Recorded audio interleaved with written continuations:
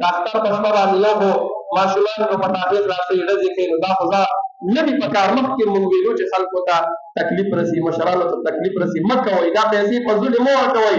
خو هغه نوجوانان یادومه، هغه خلک یادومه چې هغه د اختر په شپه باندې هوایي تیاري کوي یا په خپلو خادو کې هلکه څه چلو شو یا دا که ماشوم پیدا شو څه چلو شو خو ټولو خلکو ته پیدا کېږي.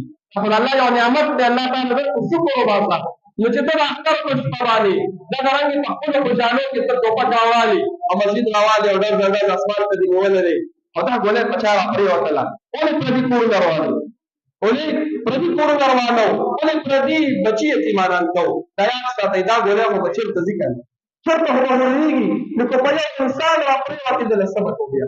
ما خو به خپله خوشحالي وکړو، خپل زړه به خوشحاله کړو، اولان به وکړو، تماچې به چیک کړو، مشینان به چیک کړو چې یاره ډېر وخت شوی دی زنګ به یې کړی ورکړه چیک به یې کړمه.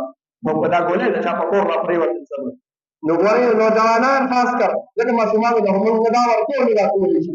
دا لوی لوی یادومه او دا اواز هر څوک ته وړي، دا لوی لوی یادومه چې ګوره د دې نه اجتناب و.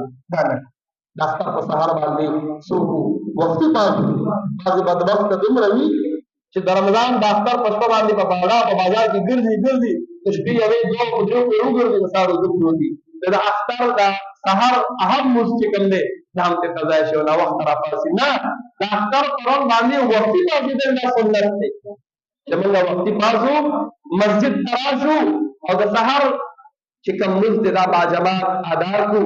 د هغې نه پس د اختر لمونځ تیاری شروع کړو. اختر لمونځ عیدګاه ته وختي تلل، وختي عیدګاه ته تلل، بعد د هغې نه ویل شي ناوخته پاڅېږي چې ناوخته پاڅېږي ناوخته به هم تیاری کوي. نو ورو ورو کېږي هلته موږ ټایم چې کوم مقرر کړی وي نو هغه فکس ډیټ وي او دی وایي که نه دا به بس دغه جنازه به وي یو کس به را روان وي ورېږه پلانکې راځي، نه فکس ټایم به وي چې مخکې کم از کم چې مثال موږ د شپږ نیمو نه ځو نو په وړاندې لرې وشو که نه په دا 15-10 منټه دا به زموږ بدقسمتي وي چې که هغه د جمعې ورځ شي نو موږ ټیم ته ګورو ورېږه استاد خو یوه بجه بس کوي نو دا چې 15 منټه کم شي نو روان به شم.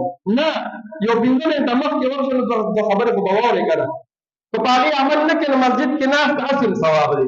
نو چې د اختر لمونځ له ځو موږ وختي ځان ورسوو او هلته کې چې د نو نو خبرې به واورو، پوره اعمال به وشي. د اختر نه واپسې راشو دغه رنګې چې دی نو هغې کې دا مې مخکې ویلو چې ګورې د اختر په دې خوشحالو کې خپل غریبانان ورونو تان سره شریک کړو، خپل څمګاول کې د هغې تپوس وکړو او بالخصوص رشتې پکې نه کړو، خپل سره رشته دارۍ وپالو.